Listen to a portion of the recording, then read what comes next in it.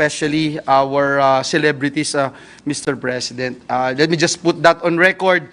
And of course, Mr. President, we are in support of this, Mr. President. We would be so happy to add our inputs, Mr. President, and help out in ensuring that we'll be able to pass a landmark legislation that will not only honor our good friend, my good friend Eddie Garcia, but also to honor our workers, especially in the movie and television industry.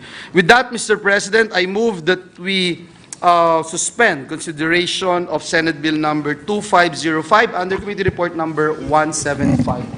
Yes, before we suspend, Senator Jingo is raising his hand. Maybe I wish to invite the Majority Leader to be one of the co-sponsors of this bill, together with Senator Sherwin Gatchalian, because his girlfriend is also a member of the movie industry, and together maybe with Senator Chis Escudero, because his wife is a member of the movie industry. May we know who's the girlfriend, Mr. President? The girlfriend, I think it's privileged information, unless the gentleman would like to put on record the girlfriend of Senator Wing Gatchalian. The gentleman from San Juan brought it up, so I wanted to find out, Mr. President. But maybe you can ask. Maybe you can ask Senator Sherwin. But certainly, Mr. President, we're more than willing to be of help in any way we can, Mr. President. All you have to do is look at the Twitter account of Senator Gatchalian, and you will see all sorts of movies, short movies, at home, in the office with the girlfriend, and in the car. Wala ba sa car? Okay. In the kitchen. In the kitchen, cooking. Yes. I think he wants to be an actor, also Majority Leader. He's been applying for quite some time, Mr. President. Mr. President, with that, I move that we suspend consideration of Senate Bill number 2505 under Committee Report number 175. So move, Mr. President. Yes, and before we suspend, let's hope that the sponsor can wrap it up tomorrow with no objection from the minority, so that mahabol po natin for third reading next week kung pwede sana. I think it's a happy bill, but we'll work overtime tomorrow. Hopefully we can approve it soon enough. So there being no objections to the motion, motion is approved. Ask for a minute suspension, Mr. President. Session suspended.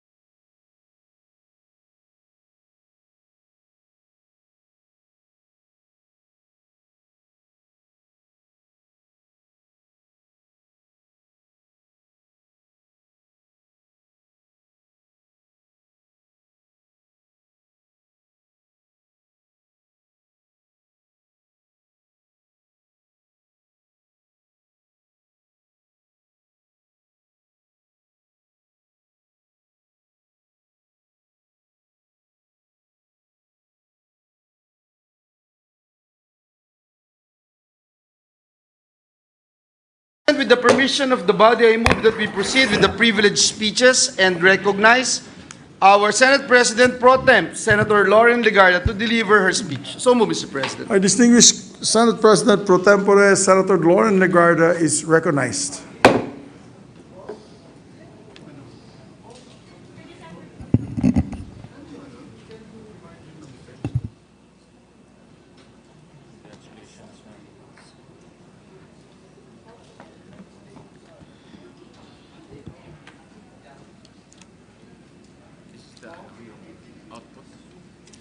Thank you, Mr. President.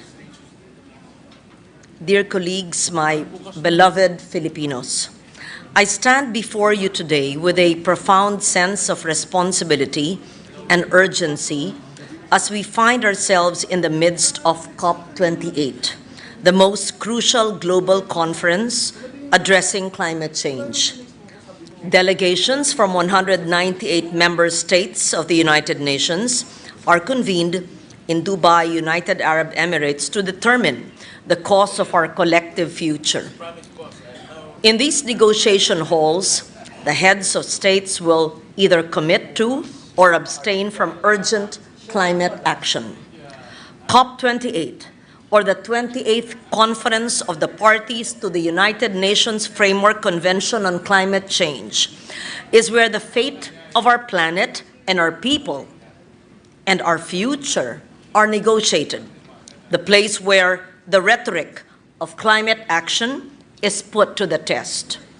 We in the Senate must recognize the significance of the task at hand and the responsibility it entails for us as lawmakers and policy leaders of our climate vulnerable nation. I urge us to actively monitor the COP28 negotiations, for it will shape the development agenda for the next years and decades. We cannot afford to be complacent. We must participate and ensure our voices are heard. Impending realities such as sea level rise, declines in water availability, and reduced crop yields necessitate immediate action. The latest climate science warns that we are already reaching limits to our adaptation. We must make deep and rapid cuts in greenhouse gas emissions, and nations with the capacity must commit to supporting the vulnerable. For over 2 decades, nations have engaged in discussions, yet the true battle lies in the myriad of details negotiated at the tables. Funding for vulnerable nations, technical support, and commitments to reduce greenhouse gas emissions are the currency of these negotiations. Considering the Philippines' minimal contribution to global greenhouse gas emissions, the issue of loss and damage becomes an undeniable matter of climate justice. We must not bear a disproportionate burden for a crisis we have contributed least to creating. I am heartened to share that amidst the complexities of COP28, on opening day, parties agreed to operationalize the Loss and Damage Fund, a lifeline for vulnerable developing nations like the Philippines, grappling with the urgent need to avert, minimize, and address the profound impacts of climate change. Climate change action must go beyond the environment. It is an ecosystem of policies spanning energy, technology, social initiatives, government collaboration, public awareness, and now underpinned by finance. The initial pledges made by parties to start up the Loss and Damage Fund, amounting to more than $400 million, with additional contributions being made for financial mechanisms, is only the beginning. We must recognize the efforts of the Philippines and other parties in pushing for the operationalization of technical assistance and capacity building mechanisms, such as the Santiago Network to address climate risks in the context of averting, minimizing, and addressing loss and damage. While we are making collective progress in COP28, back here at home, we need to work closely with each other. Government, private sector, civil society, national technical experts, with emphasis on speed and scaled up strategies that not only a whole-of-nation approach can achieve, because our country will continue to bear the impacts of climate change if we do not act boldly, ambitiously, and passionately now. The sixth assessment report of the Intergovernmental Panel on Climate Change, or the IPCC, informs us in no uncertain terms that we are lagging in terms of climate action and the investments needed to reach our global climate partners. Our stance remains clear and unwavering. Those most responsible for climate change must do more for those least responsible. As we navigate the intricacies of COP28, let us not only celebrate the victories achieved, but also remain vigilant in our pursuit of a sustainable and resilient future for our people. In this context, I commend the government's recent approval of additional climate adaptation projects through the People Survival Fund. As our national agencies, civil society, youth, and private sector engage strongly as delegates in COP, it sends a powerful message that the Philippines is unlocking domestic climate finance to benefit vulnerable communities. The PSF has recently allocated over 541 million pesos for 6 new climate adaptation initiatives. The approved projects, climate field schools, to drainage systems and agroforestry development in the local governments of Mountain Province, Borongan City, Eastern Samar, Catanawan, Quezon, Cabagan, Isabela, and Maramag, Bukidnon, represent a commitment to sustainable and climate-resilient practices. Developed countries must heed this call. If the Philippines can unlock public domestic climate finance, developed nations must fulfill their commitments under the UNFCCC and the Paris Agreement. In closing, I urge my fellow countrymen and women to view the challenges of climate change as opportunities for renewal and advancement. Let us use this platform to rally the global community. Let us call upon nations to honor their commitments, especially in climate finance. Our actions are not just legal obligations, but moral imperatives for humanity. Together, let us move from fragility to agility, transforming our region and societies for a sustainable and secure future. The COP talks are still ongoing, Mr. President, and the lead agency, the DNR, was the head of delegation, Secretary Loizaga, the Climate Change Commission. Our national statement was read, just less than 5 minutes of it, by the head of delegation. And as the days will go, let us see what will happen until next week when the Conference of Parties, 28th, meeting in UAE, whatever will come out of it, focusing on the operationalization of the Loss and Damage Fund. Having said that, I simply wanted to bring it to the table amidst all the challenges facing our country and our region and the world, that the issue of climate must never be forgotten because it is an overarching issue and something that affects the everyday man. Thank you, Mr. President. Thank you very much, Mr. President, dear colleague. But before I recognize Senator Hontiveros, we'd just like to ask the lady senator, Senator Lauren Legarda, on the issue. Don't you find it ironic, though, that of course we'd like to congratulate the host of COP28, United Arab Emirates, for graciously hosting the event, but I find it quite ironic that the countries who produce the most fossil fuel are the ones now concerned about climate change. I hope they can put their money where their mouth is, our friends in the Arab countries, because they are the #1 source of fossil fuels.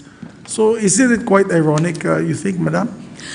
It is ironic, but at the same time, it's good so that the leaders of the fossil fuel countries are aware of it, and they are very strong in trying to encourage putting funds together for the loss and damage fund. I believe, Mr. President, that the issue of loss and damage and the acceptance of the language, and that it is discussed in UAE, and the operationalization and the commitment of $400 million was accepted, is a victory for climate vulnerable countries. Time was when I used to stand here decades ago when the issue of loss and damage could not even reach a negotiating table in a COP. In fact, even let's say 5 years ago, even during COVID, when I would go on Zooms with other countries on climate, and the issue of loss and damage was never yet then accepted.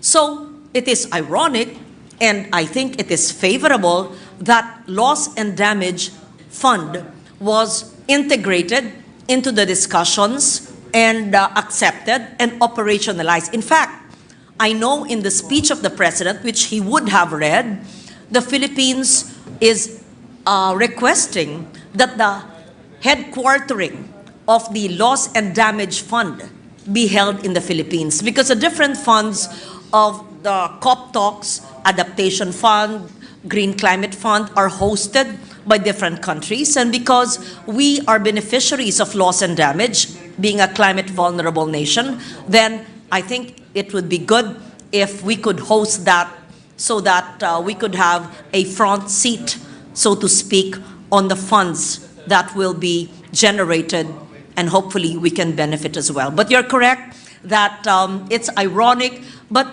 there is a fossil fuel treaty where I think around 10 fossil fuel countries already have signified their commitment, and these are the fossil fuel countries. So they have realized it, and we look forward to the world, to the time in our world, I don't know if it will even happen during our lifetime, where there would be more renewable and sustainable sources than fossil fuel as the way it is now. But remember, Mr. President, on the years that you and I were born, we would never imagine harnessing energy from the wind and the sun and the water. And so, as we speak now, it is already historic. And as you say, being held in a fossil fuel country is ironic, but for me in a good way, because they've been very strong and they wanted it to be held in their country, that loss and damage fund was actually accepted by everyone. And as I repeat, time was when nobody could even mention loss and damage, because the industrialized nations would not have or hear any of it. Perhaps 10 years ago, 5 years ago. So. Yes, on the loss and damage fund, it's, if they put their, as I said earlier, money where their mouth is, like one private jet of a Gulfstream 850, which is usually what is being bought by these rich Arab states and sheiks, cost $100 million. Maybe they can forego buying brand new planes and putting it in that fund. So countries like the Philippines and the Pacific Island groups and Asians who are affected by the severe typhoons and rise in water levels, sea levels, can actually be able to at least be able to be given, or they can be, this fund can be shared to them so that they can do climate change adaptation. So, well, again, I'm not skeptical. I'm very hopeful, like you. We're both optimists. But I hope that having it in the United Arab Emirates, I hope that the Arab countries, who are the number one producer of oil, the most dirty and filthiest fuel known to man, next to coal, can actually put that action into actual programs, and a fund that can be actually used by countries that need it the most. So, Yes. thank you for putting this out, Your Honor, in our consciousness today. And we hope that it will be a successful COP28 meeting, and hopefully by the end of the meeting and the conference, something good will come out of it. Thank you for your thoughts, Mr. President. Thank you. Madam Senator Risa De Veros? Yes, Madam, our Deputy Minority Floor Leader.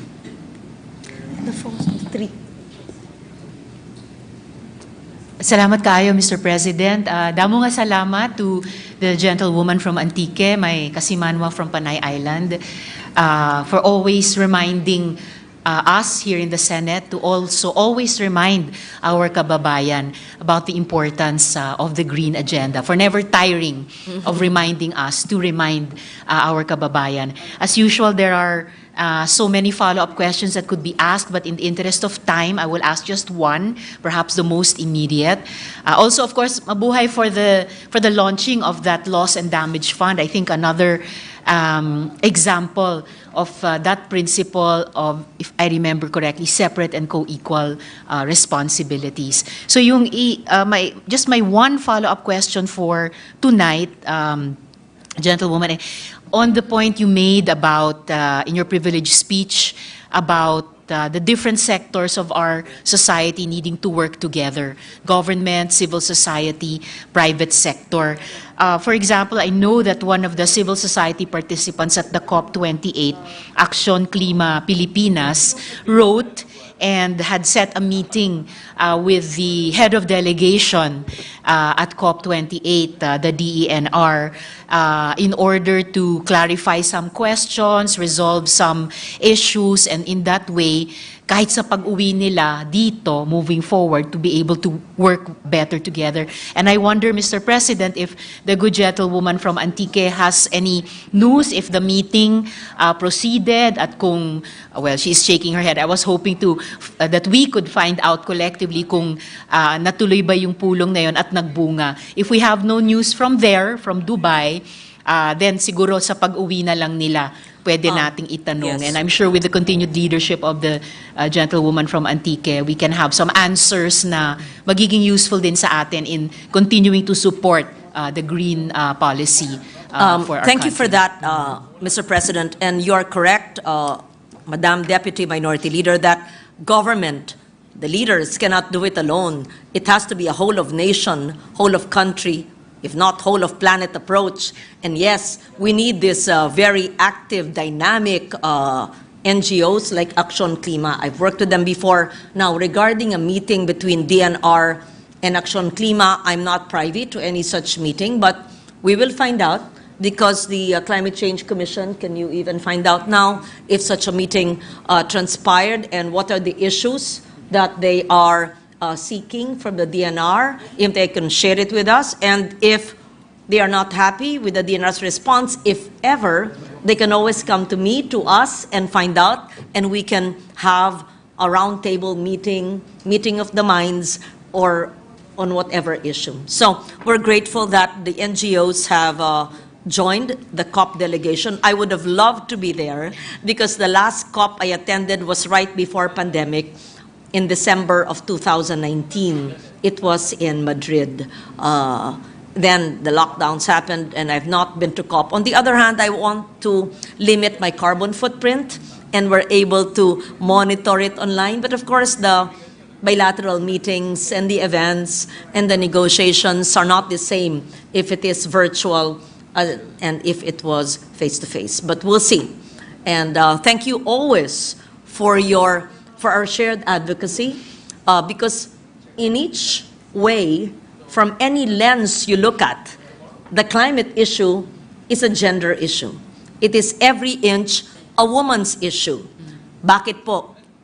Pag walang tubig, sino ang maghahanap ng malinis na tubig para magluto? Sino ang mag-iigib? Siyempre, minsan inuutusan yung asawa o yung kuya o yung tiyo, pero ang namomblema sa potable water para mainom ng kanyang mga anak, hindi ba usually yung nanay? At pati sa issue ng nutrisyon at sanitation, ang nanay, usually babae, ang siyang humaharap sa mga problemang yan. Alam natin na sa issue ng pagbabago ng klima, ang kababaihan ang nangsiyan na sa frontline na nahihirapan din. So, the issue of gender and the committee which you chair and the issue of climate and sustainability and environment and food security or insecurity and water security or the other way around, insecurity is every inch a woman's issue. That's why it's called Mother Nature. Yes. Actually, good gentlewoman, damo nga salamat for bringing that up, the intersectionality, as they call it, of all of these advocacies.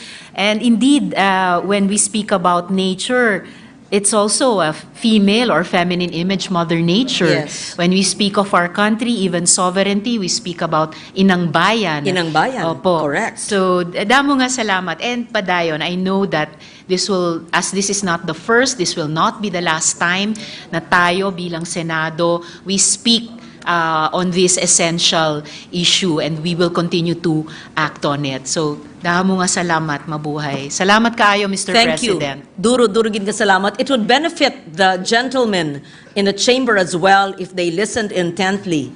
Yes, they were listening. I'm certain they were listening. Yes. Thank you, Absolutely. Mr. President. It's a very important issue. It's very, Yeah. very important. Yes, Yes. very important issue. Thank you, Mr. President. Thank Mr. you. President, yes, Mr. President, I move that we refer the privileged speech of Senator Ligarda and all the interpellations and manifestations thereon to the Committee on Environment, Natural Resources, and Climate Change. I so move, Mr. President. There being no objection, motion is approved.